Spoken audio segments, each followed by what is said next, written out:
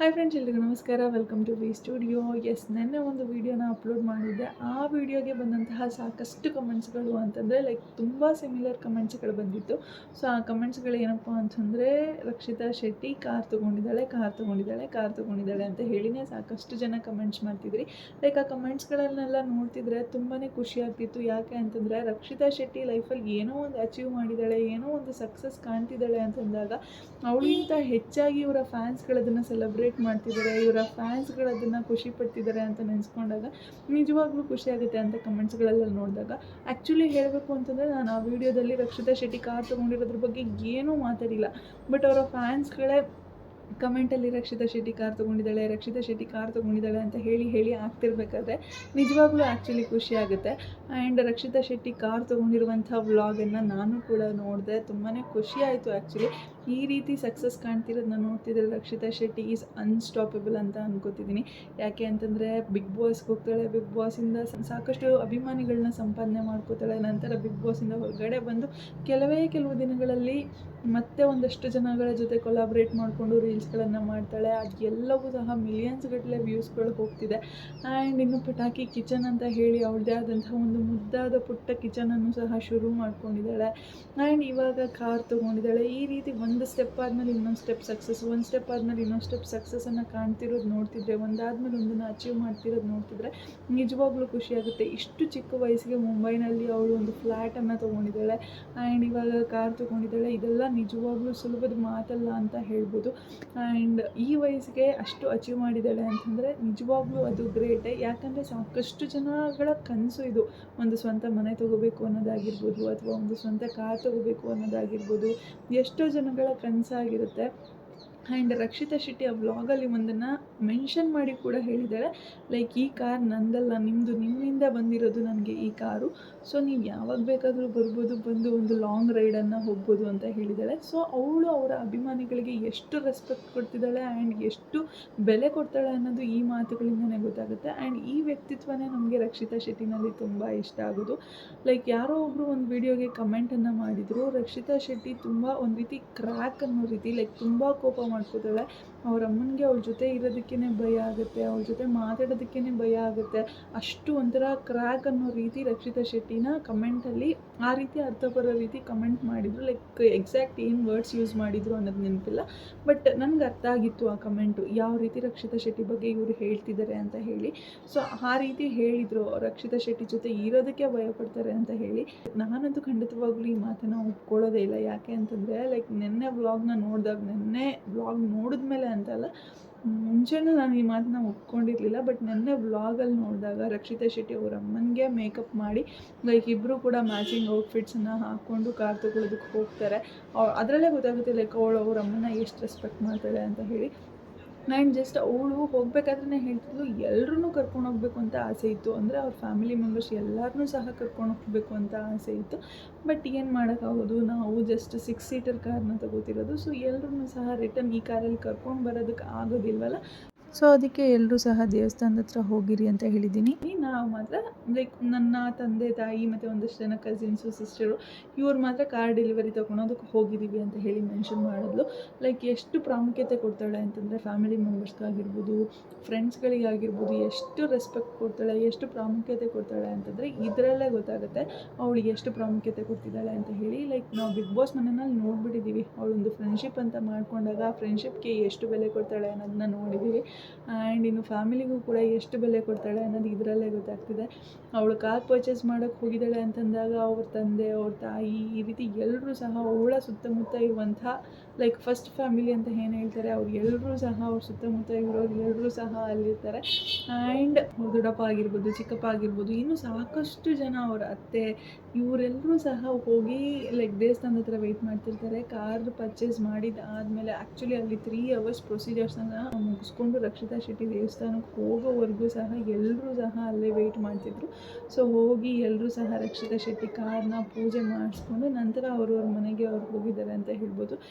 And ಹೋಗ್ಬೇಕಾದ್ರೆ ಹೇಳ್ತಿದ್ಲು like ಇದು ನನ್ನ ಫ್ಯಾಮಿಲಿನಲ್ಲೇ ಫಸ್ಟ್ ಕಾರು, ಹೊಸ ಕಾರ್ ಅಂತಂದರೆ ಫಸ್ಟ್ ಕಾರು, ಅದನ್ನು ನಾನೇ ಪರ್ಚೇಸ್ ಮಾಡಿರೋದು ಅಂತ ಹೇಳ್ತಿದ್ರು. ಎಸ್, ನಿಜವಾಗ್ಲೂ ಖುಷಿಯಾಗುತ್ತೆ.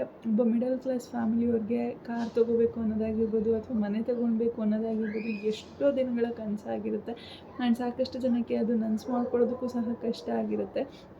ಮಿಡಲ್ ಕ್ಲಾಸ್ ಫ್ಯಾಮಿಲಿ ಅಂದರೆ ಆಲ್ಮೋಸ್ಟ್ ಇವಾಗ ಎಲ್ಲರ ಮನೆಯಲ್ಲೂ ಕಾರ್ ಇದ್ದೇ ಇರುತ್ತೆ. ಲೋನಲ್ಲಾಗಿರ್ಬೋದು ಏನೋ ಒಂದು ಮಾಡಿ ಕಷ್ಟ ಬಿದ್ದು ತೊಗೊಂಡ್ಬಿಟ್ಟಿರ್ತಾರೆ ಒಂದು ಕಾರ್ನ. ಬಟ್ ಇಷ್ಟು ವರ್ಷ ಕಾರೇ ಇಲ್ದಿರ ಬಂದಿದ್ದಾರೆ ಅಂತಂದರೆ ಆ ಮಿಡಲ್ ಕ್ಲಾಸ್ಗಿಂತ ಲೋವರ್ ಕ್ಲಾಸಲ್ಲೇ ಇದ್ದರು ಅನ್ನೋದು ತುಂಬ ಎವಿಡೆಂಟಾಗಿ ಗೊತ್ತಾಗ್ತಿದೆ ರಕ್ಷಿತಾ ಶೆಟ್ಟಿನ ನೋಡ್ತಿದ್ರೆ. ಆ ರೇಂಜಲ್ಲಿ ಇದ್ದಂತಹ ರಕ್ಷಿತಾ ಶೆಟ್ಟಿ ಇವತ್ತು ಈ ರೇಂಜ್ಗೆ ಬೆಳೀತಿದ್ದಾಳೆ ಅಂತಂದರೆ ನಿಮ್ಮೆಲ್ಲರ ಪ್ರೀತಿ ವಿಶ್ವಾಸನೇ ಕಾರಣ ಅಂತ ಹೇಳ್ಬೋದು. ಆ್ಯಂಡ್ ನೀವು ಅವಳಿಗೆ ತೋರಿಸ್ತಿರುವಂತಹ ಪ್ರೀತಿ ಯಾವತ್ತಿಗೂ ಇದೇ ರೀತಿ ಕಂಟಿನ್ಯೂ ಆಗಲಿ. ಆ್ಯಂಡ್ ನಮ್ಮ ಸಪೋರ್ಟ್ ಕೂಡ ರಕ್ಷಿತಾ ಶೆಟ್ಟಿಗೆ ಯಾವತ್ತೂ ಇದೇ ರೀತಿ ಇರುತ್ತೆ. ಆ್ಯಂಡ್ ಆ್ಯಕ್ಚುಲಿ ನನಗೆ ತುಂಬ ಖುಷಿ ಆಯಿತು ರಕ್ಷಿತಾ ಶೆಟ್ಟಿ ಕಾರ್ ತೊಗೊಂಡಿದ್ದಾಳೆ ಅಂತಂದಾಗ. ವ್ಲಾಗ್ ಮಾಡಬೇಕು ಇದ್ರ ಬಗ್ಗೆ ಮಾತಾಡಬೇಕು ಅಂತ ಹೇಳಿ ವೆಯ್ಟ್ ಮಾಡ್ತಿದ್ದೆ. ಬಟ್ ಮಗು ಇರೋದ್ರಿಂದ ಒಂದಷ್ಟು ದಿವಸಗಳ ಕಾಲ ಸ್ವಲ್ಪ ಲೈಕ್ ಅವನೇನಾದರೂ ಸ್ವಲ್ಪ ಕಾಟ ಕೊಟ್ಟ ಅಂತಂದರೆ ಅವತ್ತು ವ್ಲಾಗ್ ಮಾಡೋದಕ್ಕಾಗೋದಿಲ್ಲ. ಆ ವ್ಲಾಗ್ ನೆಕ್ಸ್ಟ್ ಡೇ ಮಾಡೋಣ ಅಂತ ಹೇಳಿ ಲೈಕ್ ಟೈಮ್ ತೊಗೊಂಡು ಮಾಡಬೇಕಾಗತ್ತೆ. ಅವನೇನಾದರೂ ಆರಾಮಾಗಿ ಮಲ್ಕೊಂಡಿದ್ದಾನೆ ಅಂತಂದಾಗ ನಾನು ನನ್ನ ವ್ಲಾಗಿಂಗ್ ಕೆಲಸ ಏನೇನಿದೆ ಅದೆಲ್ಲ ಮುಗಿಸ್ಕೊಳ್ಬೇಕಾಗತ್ತೆ. ಸೊ ಈ ರೀತಿ ವಿಡಿಯೋಗಳನ್ನ ಮಾಡಿಕೊಂಡು ರಕ್ಷಿತಾ ಶೆಟ್ಟಿ ಏನೇ ಮಾಡಿದ್ರು ಸಹ ನಾನು ನಿಮಗೆ ಅಪ್ಡೇಟ್ ಮಾಡ್ತಿರ್ತೀನಿ. ರಕ್ಷಿತಾ ಶೆಟ್ಟಿ ಲೈಫಲ್ಲಿ ಒಂದು ಸಣ್ಣ ಮೈಲ್ ಸ್ಟೋನನ್ನು ಅವಳೇನಾದರೂ ಸಕ್ಸಸ್ಫುಲ್ಲಾಗಿ ಕಂಪ್ಲೀಟ್ ಮಾಡಿದ್ರೂ ಸಹ ನಾನು ನಿಮಗೆ ತಿಳಿಸ್ಕೊಡೋದಕ್ಕೆ ಪ್ರಯತ್ನ ಪಡ್ತೀನಿ. ಆ್ಯಂಡ್ ಯಾರೆಲ್ಲ ರಕ್ಷಿತಾ ಶೆಟ್ಟಿ ಫ್ಯಾನ್ಸ್ ಇದ್ದೀರಾ, ಈ ವಿಡಿಯೋ ನಿಮಗೆ ಇಷ್ಟ ಆಯಿತು ಅಂತಂದರೆ ಕಮೆಂಟ್ ಸೆಕ್ಷನಲ್ಲಿ ಕಮೆಂಟ್ ಮಾಡಿ. ಹಾಗೆ ರಕ್ಷಿತಾ ಶೆಟ್ಟಿ ಅಂತ ಹೇಳಿ ಕಮೆಂಟ್ ಮಾಡುವ ಮೂಲಕ ನಿಮಗೆ ರಕ್ಷಿತಾ ಶೆಟ್ಟಿ ಮೇಲೆ ಎಷ್ಟು ಪ್ರೀತಿ ಇದೆ ಅನ್ನೋದನ್ನು ತೋರಿಸಿ. ಆ್ಯಕ್ಚುಲಿ ರಕ್ಷಿತಾ ಶೆಟ್ಟಿ ಕಾರ್ ತೊಗೋಬೇಕಾದ್ರೆ ಲೈಕ್ ಖುಷಿ ಆಗ್ತಿತ್ತು. ಇಷ್ಟು ವರ್ಷ ಅವರ ಫ್ಯಾಮಿಲಿನಲ್ಲಿ ಯಾರೂ ಕೂಡ ಅಚೀವ್ ಮಾಡದೇ ಇರೋದನ್ನ ರಕ್ಷಿತಾ ಶೆಟ್ಟಿ ಅಚೀವ್ ಮಾಡಿದ್ದಾಳೆ.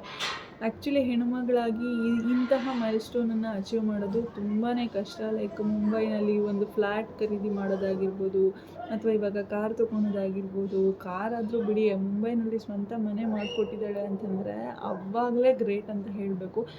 ಈ ಟ್ರೋಲರ್ಸ್ಗಳಿಂದನೇ ರಕ್ಷಿತಾ ಬೆಳೆದಿದ್ದೀನಿ ನಾನು ಅಂತ ಹೇಳಿ ಅವಳೇ ಬಾಯ್ಬಿಟ್ಟು ಹೇಳಿದ್ದಾಳೆ.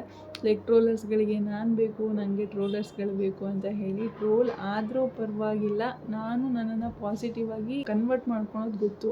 ಪಾಸಿಟಿವ್ ಆಗಿ ನನಗೆ ಹೇಗೆ ಕನ್ವರ್ಟ್ ಮಾಡ್ಕೋಬೇಕು ಅನ್ನೋದು ನನಗೆ ಗೊತ್ತಿದೆ ಅನ್ನುವಂತಹ ಕಾನ್ಫಿಡೆನ್ಸ್ ರಕ್ಷಿತಾ ಶೆಟ್ಟಿನಲ್ಲಿ ತುಂಬ ಇದೆ ಅಂತ ಹೇಳ್ಬೋದು. ಲೈಕ್ ಟ್ರೋಲ್ ಆದರು ಅಂತಂದರೆ ಅದು ನೆಗೆಟಿವ್ ಆಗೇ ಜಾಸ್ತಿ ಟ್ರೋಲ್ ಆದರೆ ಈ ಮಟ್ಟಕ್ಕೆ ಬೆಳೆಯೋದಕ್ಕೆ ಸಾಧ್ಯ ಅನ್ನೋದು ರಕ್ಷಿತಾ ಶೆಟ್ಟಿಗೆ ಗೊತ್ತಿದೆ. ನೆಗೆಟಿವ್ ಆಗಿ ಟ್ರೋಲ್ ಆದರೂ ಪರವಾಗಿಲ್ಲ, ನಾನು ಅದನ್ನು ಪಾಸಿಟಿವ್ ಆಗಿ ಕನ್ವರ್ಟ್ ಮಾಡ್ತೀನಿ ಅನ್ನೋ ರೀತಿ ಟ್ರೋಲರ್ಸ್ಗಳಿಗೂ ಸಹ ಚೇಂಜ್ ಮಾಡಿಬಿಟ್ಲು. ಅವರ ಮನಸ್ಥಿತಿನೂ ಸಹ ಅವಳು ಒಂದು ಒಳ್ಳೆಯ ವ್ಯಕ್ತಿತ್ವದಿಂದ ಚೇಂಜ್ ಮಾಡಿಬಿಟ್ಲು ಅಂತ ಹೇಳ್ಬೋದು. ಬಿಗ್ ಬಾಸ್ಗೆ ಬಂದಾಗ, ಬಿಗ್ ಬಾಸ್ಗೆ ಬರೋದಕ್ಕೆ ಮುಂಚೆ ಎಷ್ಟು ಜನ ಎಷ್ಟೆಲ್ಲ ರೀತಿ ಟ್ರೋಲ್ ಮಾಡ್ತಿದ್ರು ರಕ್ಷಿತಾ ಶೆಟ್ಟಿನ ಅನ್ನೋದನ್ನು ನಾವು ನೋಡಿದ್ದೀವಿ. ಆ್ಯಂಡ್ ನಮಗೂ ಸಹ ಒಂದೊಂದ್ಸತಿ ಅನಿಸಿದುಂಟು, ಏನು ಇವಳು ಹಿಂಗೆ ಕಿರ್ಚ್ತಿರ್ತಾಳೆ, ಹಿಂಗೆ ಮಾತಾಡ್ತಿರ್ತಾಳೆ ಅಂತ ಹೇಳಿ ನಮಗೂ ಸಹ ಅನಿಸಿರೋದುಂಟು. ಬಟ್ ಬಿಗ್ ಬಾಸ್ಗೆ ಬಂದಮೇಲೆ ರಕ್ಷಿತಾ ಶೆಟ್ಟಿ ಮೇಲಿದ್ದಂತಹ ಒಂದು ಪರ್ಸ್ಪೆಕ್ಟಿವೇ ಚೇಂಜ್ ಆಗೋಯಿತು ಅಂತ ಹೇಳ್ಬೋದು. ಲೈಕ್ ಸ್ಟಾರ್ಟಿಂಗಲ್ಲಿ ಅವಳು ಬಿಗ್ ಬಾಸ್ ಮನೆಗೆ ಬಂದಾಗಲೂ ಅಷ್ಟೇ ಅವಳನ್ನ ಅಕ್ಸೆಪ್ಟ್ ಮಾಡಿದವ್ರಿಗಿಂತ ಟ್ರೋಲ್ ಮಾಡಿದವರೇ ಜಾಸ್ತಿ ಜನ ಅಂತ ಹೇಳ್ಬೋದು. ಆ್ಯಂಡ್ ಬಿಗ್ ಬಾಸ್ ಮನೆಗೆ ಸ್ಟಾರ್ಟಿಂಗ್ ಬಂದಾಗ ಇವಳು ಯಾಕಪ್ಪ ಬಂದಳು, ಸುಮ್ಮನೆ ಕಿರ್ಚಾಡ್ತಾಳೆ, ಸುಮ್ಮನೆ ಹೆಂಗೆಂಗೋ ಮಾತಾಡ್ತಾಳೆ, ಇವಳಿಗೆ ಪ್ರಾಪರ್ ಕನ್ನಡ ಅನ್ನೋದೇ ಬರೋದಿಲ್ಲ, ಸುಮ್ಮನೆ ಮಾತಾಡ್ತಿರ್ತಾಳೆ, ಸುಮ್ಮನೆ ಕಿರ್ಚಾಡ್ತಿರ್ತಾಳೆ ಅಂತ ಹೇಳಿ ಇವಳು ಏನಕ್ಕೆ ಬಂದಳು ಅಂತ ಅಂದ್ಕೊಂಡವರೇ ಜಾಸ್ತಿ. ಬಟ್ ಒಂದು ಸತಿ ಬಿಗ್ ಬಾಸ್ ಮನೆಗೆ ಎಂಟ್ರಿ ಕೊಟ್ಟು ರಿಟರ್ನ್ ಹೋದ ಮೇಲಂತೂ ಲೈಕ್ ಅವಳ ಕ್ರೇಜೇ ಚೇಂಜ್ ಆಗೋಯಿತು ಅಂತ ಹೇಳ್ಬೋದು. ಆ್ಯಕ್ಚುಲಿ ಇದು ಲಕ್ ಅಂತಲೇ ಹೇಳ್ಬೋದು. ರಕ್ಷಿತಾ ಶೆಟ್ಟಿ ಬಿಗ್ ಬಾಸ್ ಮನೆಯಿಂದ ಹೊರಗಡೆ ಹೋಗಿಲ್ಲ ಅಂದಿದ್ದರೆ ಆ ಮಟ್ಟಕ್ಕೆ ರಕ್ಷಿತಾ ಶೆಟ್ಟಿ ಕ್ರೇಜ್ ಜಾಸ್ತಿ ಆಗೋದಕ್ಕೆ ಸಾಧ್ಯ ಇರ್ತಿತ್ತೋ ಇಲ್ವೋ ಗೊತ್ತಿಲ್ಲ. ಬಟ್ ಒಂದು ಸತಿ ಹೋದ ಮೇಲೆ ರಕ್ಷಿತಾ ಶೆಟ್ಟಿಗೆ ಅವಮಾನ ಮಾಡಿಬಿಟ್ರು ಬಿಗ್ ಬಾಸ್ ಅವರು. ಲೈಕ್ ಅವಳನ್ನು ಕರೆಸಲೇಬಾರ್ದಾಗಿತ್ತು, ಹಿಂಗೆ ಬಂದು ಹಂಗೆ ಕಳ್ಸೋದಕ್ಕೆ ಏನಕ್ಕೆ ಅವಳನ್ನ ಕರ್ಕೊಂಬಂದು ಅವಳನ್ನು ಯೂಸ್ ಮಾಡ್ಕೊಬಿಟ್ರು ಅಂತೆಲ್ಲ ಹೇಳಿ ಮತ್ತೆ ಅವಳ ಬಗ್ಗೆ ಪಾಸಿಟಿವ್ ಆಗಿ ಜನಗಳು ಮಾತಾಡೋದಕ್ಕೆ ಶುರು ಮಾಡಿದ್ರು. ಆ್ಯಂಡ್ ರಕ್ಷಿತಾ ಶೆಟ್ಟಿ ಒಂದು ಸತಿ ಮತ್ತೆ ಬಿಗ್ ಬಾಸ್ ಮನೆಗೆ ರಿಟರ್ನ್ ಬಂದ ಮೇಲಂತೂ ಅವಳ ಕ್ರೇಜ್ ನೆಕ್ಸ್ಟ್ ಲೆವೆಲಲ್ಲಿತ್ತು ಅಂತಲೇ ಹೇಳ್ಬೋದು. ಅವಳು next second time Bigg Boss ಮನೆಗೆ ಎಂಟ್ರಿ ಕೊಡಬೇಕಾದ್ರೆ ಸೊ ಆ ಕ್ರೇಜ್ ಫಸ್ಟ್ ಡೇ ಸ್ಟಾರ್ಟ್ ಆಗಿದ್ದು ಕ್ರೇಜು ಲಾಸ್ಟ್ ಬಿಗ್ ಬಾಸ್ ಮುಗಿಯೋವರೆಗೂ ಸಹ ಅದೇ ರೀತಿ ಕಂಟಿನ್ಯೂ ಆಯಿತು. ಅದೇ ರೀತಿ ಯಾವ ಮಟ್ಟಕ್ಕೆ ಕಂಟಿನ್ಯೂ ಆಯಿತು ಅಂತಂದರೆ ನಿಮ್ಮೆಲ್ರಿಗೂ ಸಹ ಗೊತ್ತು. The lady tiger Rakshita Shetty, the first runner up of Bigg Boss season 12 ಅಂತ ಹೇಳ್ಬೋದು. 12 ಸೀಸನಲ್ಲೂ ಸಹ ರನ್ನರ್ ಅಪ್ ಆಗಿದ್ದಂಥ ಮಹಿಳಾ ಕಂಟೆಸ್ಟೆಂಟ್ ಯಾರೂ ಸಹ ಇಲ್ಲ. ನಮ್ಮ ರಕ್ಷಿತಾ ಶೆಟ್ಟಿನೇ ಮೊದಲು ಅಂತ ಹೇಳ್ಬೋದು. ಆ ರೇಂಜ್ಗೆ ಕ್ರೇಜ್ ಅನ್ನೋದು ಸೃಷ್ಟಿಯಾಗೋಯಿತು ರಕ್ಷಿತಾ ಶೆಟ್ಟಿಗೆ.